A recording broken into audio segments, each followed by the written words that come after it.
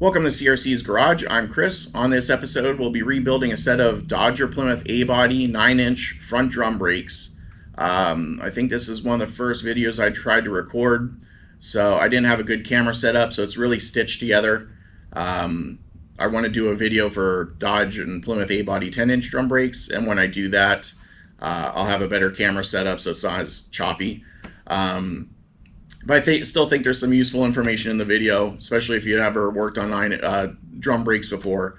And I wanted to cover it, like I said, I wanted to do a separate video for 10-inch brakes because there's a little bit of difference, not much, but we'll cover the differences in that video. But let's get to it. Welcome back to CRC's Garage. Today we're going to be rebuilding a pair of 9-inch drum brakes for my 1968 Barracuda. I have the passenger side done already, and I'll show you how that looks all assembled, and then we're going to do a step-by-step rebuild for the driver's side. So stay tuned, and I'll show you how to rebuild a set of Mopar 9-inch drum brakes.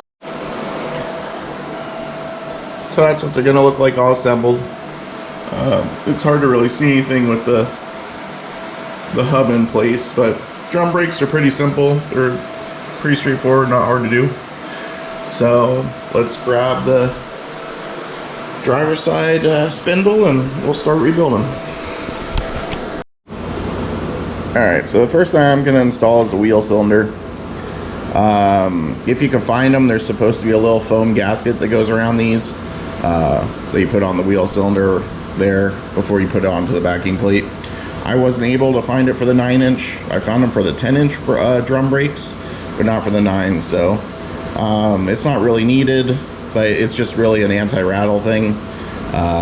So if you can find it, use it. If not, no big deal. So let me get that installed, and then we'll bolt the backing plate to the spindle.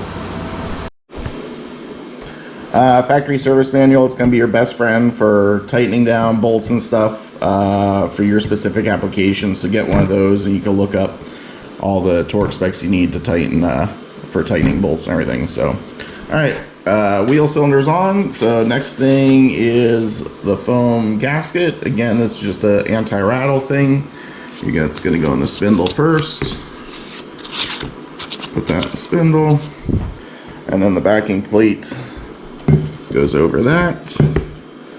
And I gotta find my 2 bolts that go through the top, and then the bottom 2 bolts also go through the lower ball joint, so that sandwiches all that together. So let me get those bolts and tighten those down. But that's the lower ball joint that's going to go on the back side, and let me do that now. So ball joints go on the back like this.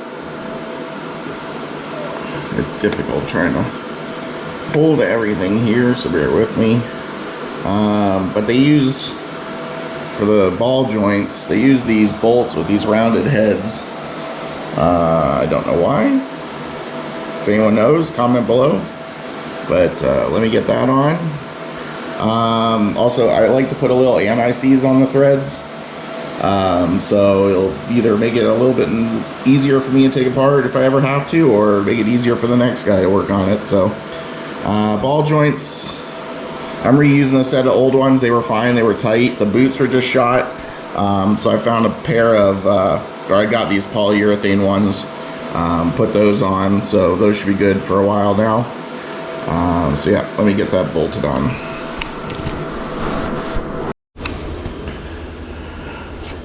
Alright, so backing plate and the lower ball joint, the bolts are torqued to spec. I greased up, there's 3 pads for each shoe, so 6 in total on the backing plate. So this is the spot where the shoe contacts the backing plate. So put a little bit of grease there.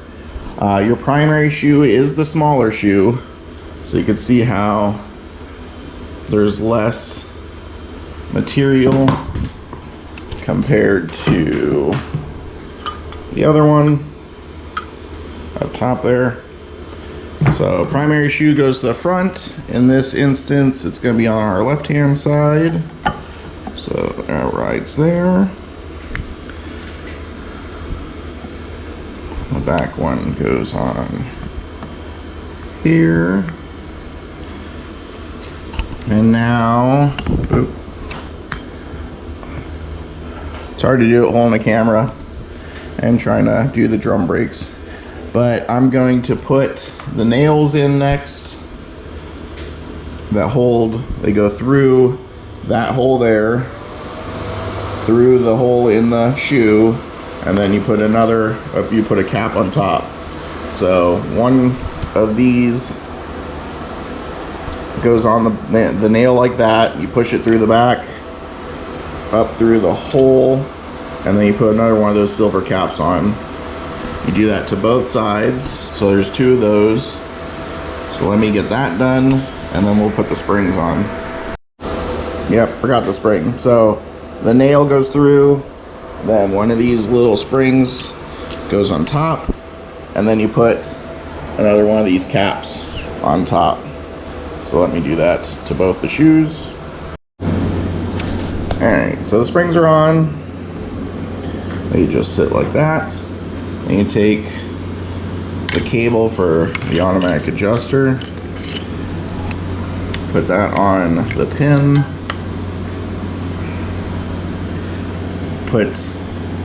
this is a guide for the cable, so you want to hook that on there and then just have it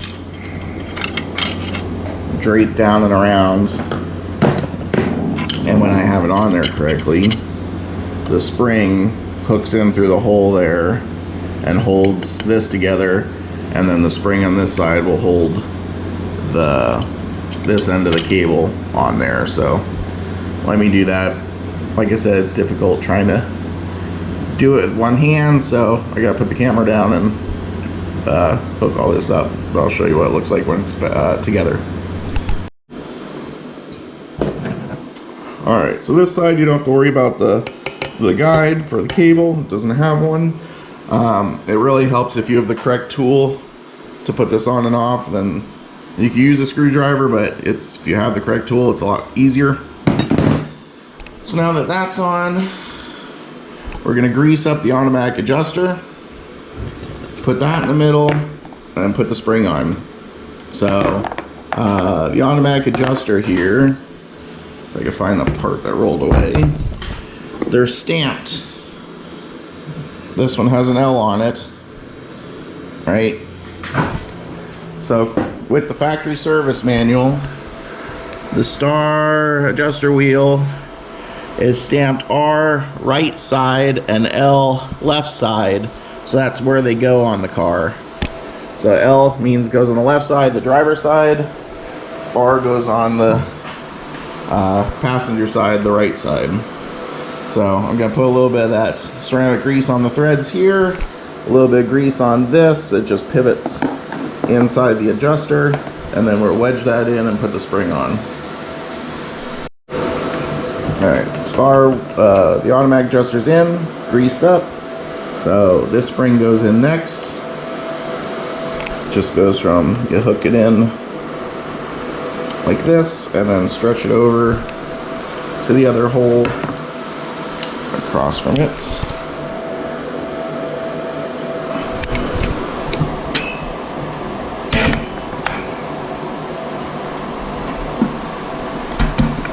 Like that.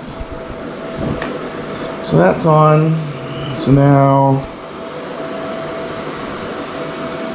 spring goes on that stud.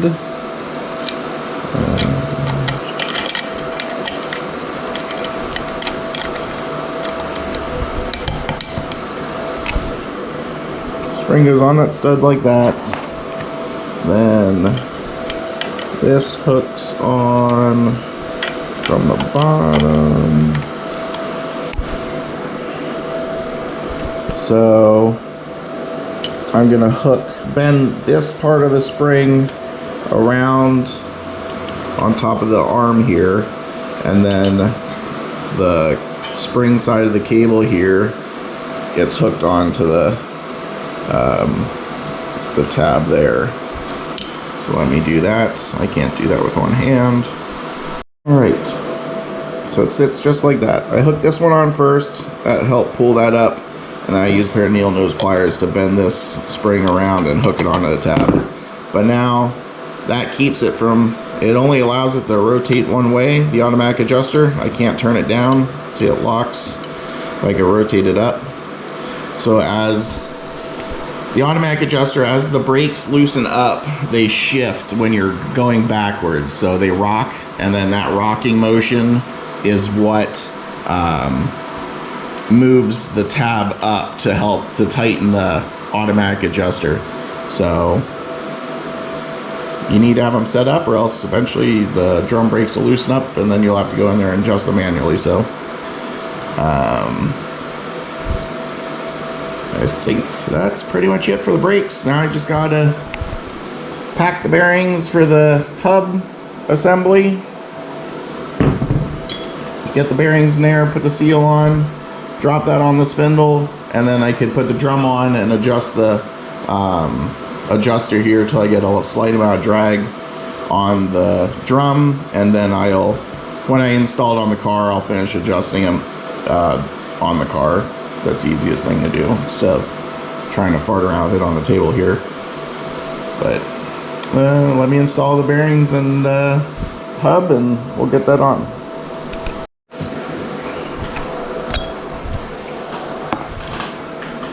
So when you're working on these small 9-inch drums, it used to be when you bought new drums, you got new hubs with it, but not anymore. When you confine the drums, all you're getting is a drum, so you have to take the old hub off the old drum. And from the factory, they swedged the hub to the drum. So what you're gonna need to do is take a 9/16 hole saw, take the center drill out of it, and take it to a drill press, and you're gonna have the hole saw go around I don't have it with me, put it over the stud, and you're gonna drill out into the old drum and cut the swedge off. You can see, if you look close there, they're a little bit uneven, but you can see, kind of see where the swedge was. It's hard to tell, but then you do that, and then the old drum will come right off the hub. So yeah, you need to do that. Then you'll drive. See the pockets? There's pockets there. It's not a perfectly round hole. There's a little bit of a scoop out on each side there, on the front bearing and the back bearing here. So that's where you drive out your old races. You go from the back side, put a punch down and a hammer, and tap out the old races. So now I'm gonna drop a new race in, and with a driver, I'm gonna seat that on the rear one, and then do the same thing to the front one. And then I'll put my, grease my bearings. You have to pack your bearings. They're tapered roller bearings, so you have to pack those with grease. And then you're gonna drop them in, and then you'll put the seal on the back side here, drive that in so it's flush, and then they're ready to go onto the spindle. All right, both wheel bearings are packed. I do it by hand. It's not hard to do. You could buy a little tool to help you do it without being such a mess, but I don't mind doing it by hand. So just make sure you pack your bearing, drop it in the hub there before you put your seal on, because the seal is going to hold that rear bearing in. So that's going to get drove in next, and then the hub's ready to go back onto the spindle. So there's one last look of the completed drum brake assembly before we drop the hub on. But the greased bearings in there and the seals on. You're gonna want to take a little bit of grease and go coat the seal with that so it doesn't tear before you drop it onto the spindle. So let me do that. Alright, so I greased up my seal, and now we're gonna drop it onto the spindle.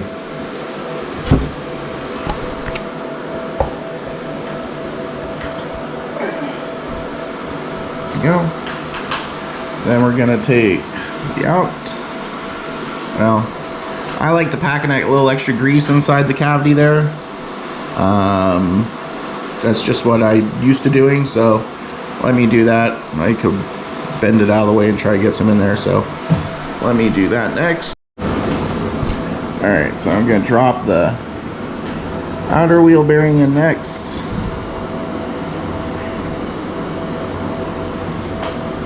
Then the washer. The washer gets keyed to the groove on top of the spindle there, so it can't turn. That goes on next. Then the nut. And then the nut, there's a torque spec. Everyone has their own way of doing it. I'm gonna go by the factory service manual, and torque it while I turn the hub to whatever the spec is, and then back it off and then finger tighten it, because you're trying to seat the tapered roller bearings, so that's why you torque it down to seat the bearings while you turn the hub, and then back it off and finger tighten it. And then you're gonna use this cage because it fits on. You could turn this around, turn this so it fits that the hole for the cotter lines up. So let me go look that up in the factory service manual. I'll tighten this while I'm turning the hub, and then I'll back it off and then finger tighten it and then put the cotter through, and she's pretty much done besides putting the drum on. Install your cotter, bend it around so that the cotter is not going to drag on the inside of your dust cap. But the factory service manual says to coat the inside of the dust cap with grease, so I'll do that next before I drive it on. So the dust cover there, you want to use a punch and work your way around. You don't want to hit the center of the cap because you will dent it. But you want to drive it around even, hitting it around with a hammer and a punch to drive it to seat it. Next thing I'll do is I'll grab a drum and spin it, and then see if I hear any drag, and I'll slowly back the adjuster wheel out, pushing the shoes out a little bit further till it just starts dragging on the drum, and then I'll leave it go until I get it installed in the car, and then we'll finish adjusting the adjusters with it on the car. So that's pretty much it for now. Next video we'll be doing the 10-inch drums. There's a little bit of a difference, not much. They basically are the same, just an inch bigger. But yeah, we'll do those next video. So at least we have a reference for the 9-inch drums, 10-inch drums, and then we'll do a disc brake video too. So stay tuned, more to come, and we'll see you next time. Thanks for watching. So here's a sneak peek for our winter project. This is my 1968 Barracuda. This is the vehicle we'll be putting the 9-inch drums on. We'll be using it as a guinea pig for brakes. We'll do the 9-inch drums, then we'll upgrade to 10-inch drums, and then we'll upgrade to the factory discs. And we'll see the improvements with you know, the different sizes of brakes. So but yeah, this is this winter's project. We just finished pouring a concrete pad out there so we can roll this out and sandblast. Rust isn't too bad. It's got some on the firewall here below the cowl, the clicks where they like to collect leaves, and then the typical spots on the front floor. Just front floor is the only spot. The back floor is good. And then the rear window was leaking. You probably can't see that, but the rear window was leaking, so it rotted out the channel there. So we got to pop that big piece of glass out, and then hopefully it's not too bad to fix. Never had to repair that before, so that should be interesting. So yep, so this is just a sneak peek for one of the other projects we'll be working on in the channel. There's another one over there. that we'll be working on as well. Just a quick sneak peek of that one. So stay tuned. We'll be doing the 10-inch drum brakes next, and then setting them on a shelf and waiting for this car to get back together, hopefully this winter.